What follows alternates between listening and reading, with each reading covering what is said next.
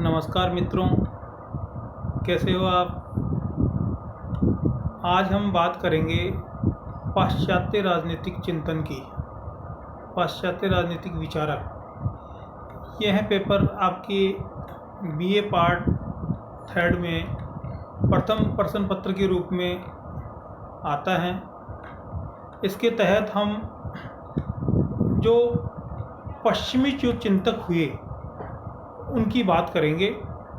और जब भी हम पश्चिमी चिंतन की बात करते हैं तो आपका ये जानना आवश्यक है कि पश्चिमी चिंतन की शुरुआत यूनान से मानी जाती है, या यूँ कह दीजिए कि यूनान के कुछ ऐसे दार्शनिक हुए जिन्होंने पश्चिमी चिंतन की आधारशिला रखने का कार्य किया।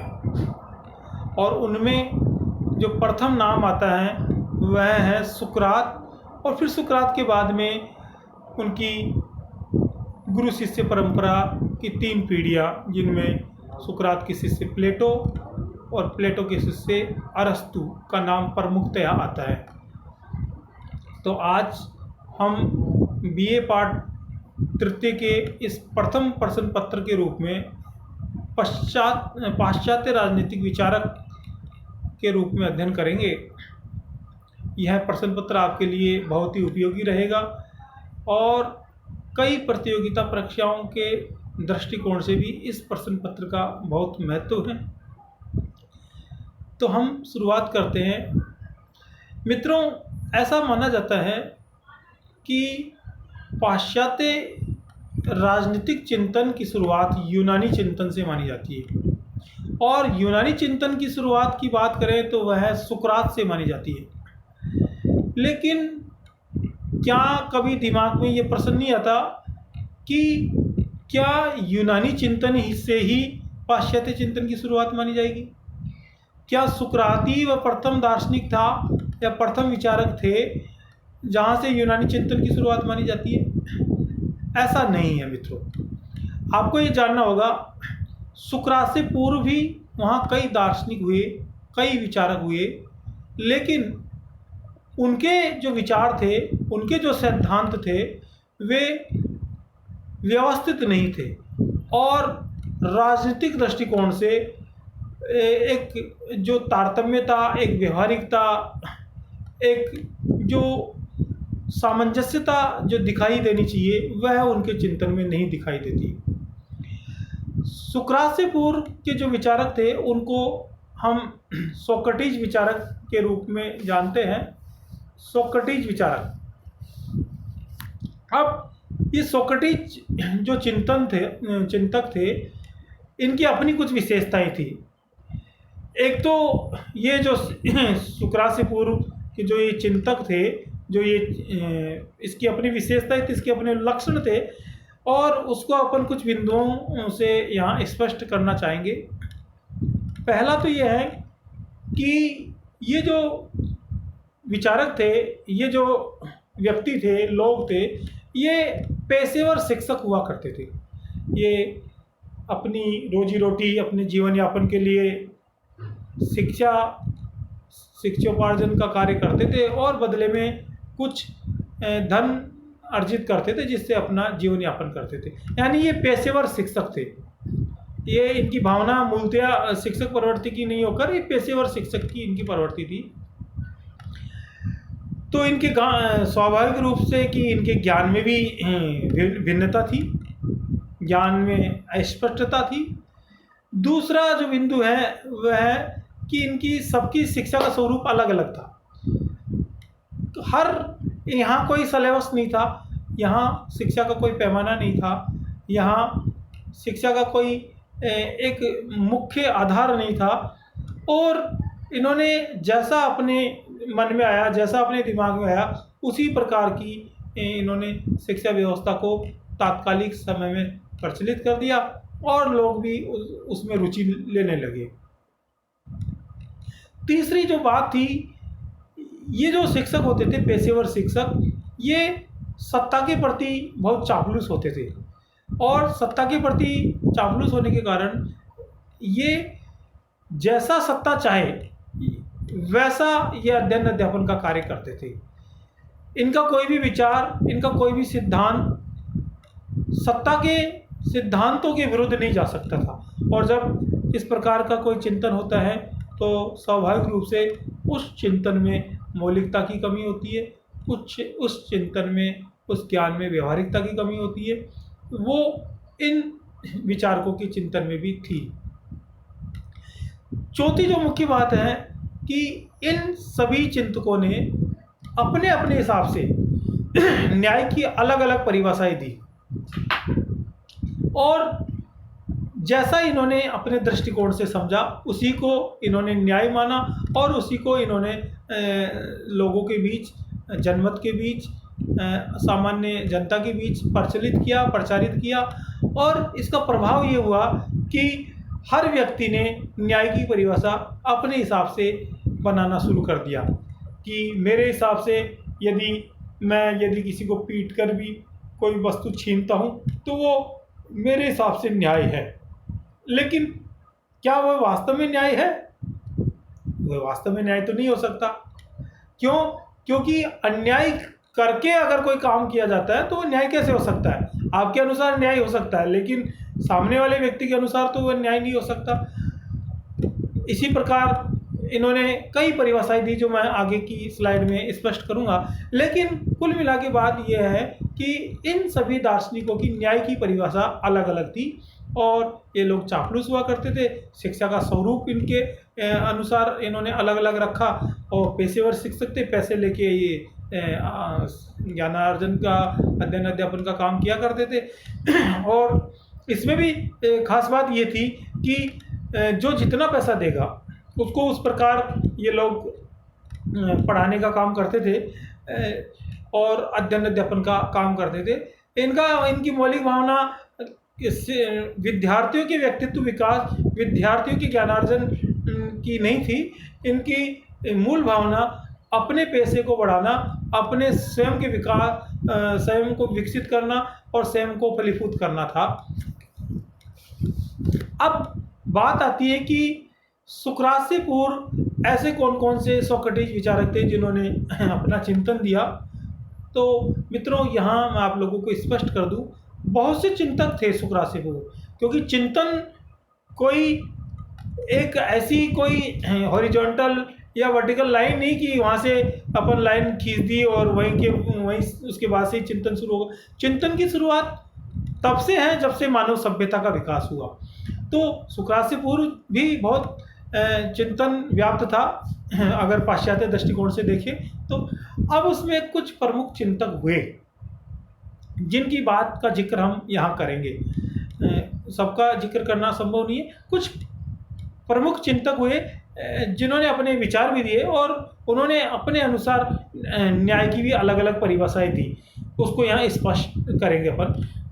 पहला है सेफालिस एवं पॉलीमार्कस। ये सुकरात से पूर्व के चिंतक थे, सेफालिस, और फिर इनके पुत्र थे पॉलीमार्कस। इन्होंने न्याय की अपने हिसाब से परिभाषा दी और इन्होंने ये कहा कि सत्य बोलना और अपने कर्ज को चुका देना ही न्याय है। लेकिन बाद में सुकरात ने इस बात का खंडन किया कि क्या सत्य बोलना और अपने कर्ज को चुका देना न्याय है? ये न्याय कैसे हो सकता है? कई बार तो आपने देखा होगा कि असत्य बोलना भी बहुत हितकर होता है। मान लो किसी व्यक्ति के प्राण संकट में हो और वह आपके घर पे शरण लेने आए और आप सत्य बोलने लग जाओ कि कोई पूछे कि वो व्यक्ति इधर आया था और आप कहो कि नहीं, ये तो मेरे घर पे छुपा हुआ है, आप पकड़ लो, और हो सकता है उसके प्राण चले जाए। तो ये न्याय कैसे हो सकता है? यानी सत्य बोलना न्याय कैसे हो सकता है? अगर उस दृष्टिकोण से देखें तो सत्य बोलना तो सबसे बड़ा अन्याय हो गया। इसी प्रकार जैसे सुरक्षा से संबंधित कोई व्यवस्था यदि आपके ध्यान में है और आपने उसको उजागर कर दिया तो वह न्याय कैसे हो सकता है? आप बताइए, वो न्याय कैसे हो सकता है? क्यों? अब जैसे मान लो कि अपने डिफेंस के जो अड्डे हैं, डिफेंस के जो आयुध भंडार जगह जगह अपन ने बना रखे हैं, यदि कोई व्यक्ति सत्य बोलकर उसको उजागर कर दे दुश्मन राष्ट्रों के सामने, तो वह न्याय कैसे हो सकता है? वह तो सबसे बड़ा अन्याय है। इसी प्रकार इन्होंने कहा कि अपने कर्ज को चुका देना न्याय है। अब देखिए, कर्ज को चुका देना भी न्याय कैसे हो सकता है? पहली बात तो यह है कि कोई व्यक्ति कर्ज कब लेता है? जब वह बहुत ज़्यादा ज़रूरत महसूस करता है, बहुत ज़्यादा उसको आवश्यकता होती है, बहुत तंग हालत होती है, ऐसी स्थिति में वह कर्ज लेता है। अब यदि उसकी स्थिति सही होती तो वह कर्ज ही क्यों लेता? और अगर उसने कर्ज लिया है और देने की स्थिति नहीं है और आप ज़बरदस्ती उसको मारपीट कर अपना कर्ज वसूल कर रहे हो, तो ये न्याय कैसे हो सकता है? ये तो सबसे बड़ा अन्याय है। क्योंकि अगर उसकी कर्ज देने की स्थिति होती तो वो खुद ही दे देता। वो क्यों रखता अपने कर्ज को इतने दिनों पेंडिंग? और जब उसकी स्थिति देने की नहीं है और आप उसको जबरन कर्ज वसूल कर रहे हो, तो वह कैसे न्याय हो सकता है? तो कुल मिला के सुकरात ने इनके इस सिद्धांत का खंडन किया कि सत्य बोलना और अपने कर्ज को चुका देना यह न्याय नहीं हो सकता। न्याय वह होता है जो हर परिस्थिति में हर परिस्थिति में सही हो, हर परिस्थिति में सबके लिए समान हो, वह न्याय होता है। और ये इस दृष्टिकोण से खरा नहीं उतर रहा। दूसरे जो विचारक हैं वह है थ्रेसिमैक्स। थ्रेसिमैक्स कहते हैं कि शक्तिशाली का हित ही न्याय है। सर्वाइवल ऑफ फिटेस्ट वाली ये बात करते हैं कि शक्तिशाली का हित ही न्याय है। लेकिन क्या ये न्याय है? ये तो न्याय नहीं हो सकता। शक्तिशाली का हित न्याय है, ये कैसे न्याय हो सकता है? मान लो आज आपने डरा धमकाकर किसी व्यक्ति से कोई काम करवा लिया। अब ठीक है, आपकी बात का जब तक प्रभाव है, जब तक आप में ताकत है, जब तक आपका प्रभाव है तब तक तो वह आपकी बात को मानेगा। लेकिन जैसे ही आपका प्रभाव क्षीण हो गया, जैसे ही आपकी शक्ति कमजोर हो गई, वह आपकी बात को मानने से इनकार कर देगा, इग्नोर कर देगा। तो ये न्याय कैसे हो सकता है? एक कहावत है, बड़ी फेमस कहावत है कि जब काजी जी का कुत्ता मरा तो पूरा शहर उसकी बैठक में आया, लेकिन जब काजी जी मरे तो कोई भी नहीं आया। क्यों? क्योंकि जब काजी जी का कुत्ता खत्म हुआ तब तक तो काजी जी का भय व्याप्त था पूरे शहर में, और डर के सारे शहर के लोग उसके यहाँ बैठक में आए। क्यों? क्योंकि कहीं काजी जी बुरा नहीं मान जाए, कहीं काजी जी रुष्ट नहीं हो जाए, नाराज नहीं हो जाए। लेकिन अब काजी जी स्वयं ही चल बसे। अब ऐसी स्थिति में लोगों का भय खत्म हो गया, और लोगों का भय खत्म हो गया तो लोगों ने इस बात को मानने से भी इनकार कर दिया। तो शक्तिशाली का हित न्याय नहीं हो सकता। शक्तिशाली का हित तो सबसे बड़ा अन्याय है, अगर मेरे दृष्टिकोण से आप देखो तो। तीसरे जो विचारक है ग्लाकन कहते हैं कि न्याय भय का शिशु है। न्याय भय का शिशु है। अब इसका क्या मतलब हुआ? न्याय भय का शिशु है यानी अगर डर है, देखिए न्याय भय का शिशु है, ये ग्लाकन कहता है। डर से न्याय पैदा करने की बात ग्लाकन कहते हैं। लेकिन डर से न्याय कब तक पैदा होगा? आपके अंदर जब तक डर व्याप्त है, जब तक आप उस व्यक्ति से डर रहे हो, तब तक तो आप उसकी बात को मानोगे। लेकिन जैसे ही उसका भय निकल जाएगा, आप उसकी बात को इनकार कर दोगे। आपने देखा होगा कि अपन किसी विद्यार्थी को या किसी बच्चे को जबरदस्ती प्रेशराइज करके अध्ययन करवाते हैं, पढ़ाई करवाते हैं, तो वह तब तक ही करता है जब तक वो आप प्रेशर में रहता है, भय में रहता है। जब उसका भय निकल जाता है तो वह आपकी इस बात को मानने से भी इनकार कर देता है, और जो मकसद आपका उसको सिखाने का था वो मकसद भी आपका पूरा नहीं हो पाता। तो न्याय भय का शिशु है। सुकरात ने इस बात का भी खंडन किया कि न्याय भय का शिशु नहीं हो सकता। तो इस प्रकार सुकरात ने उपरोक्त तीनों ही विचारकों के न्याय संबंधी विचारों का खंडन किया कि यह न्याय नहीं है।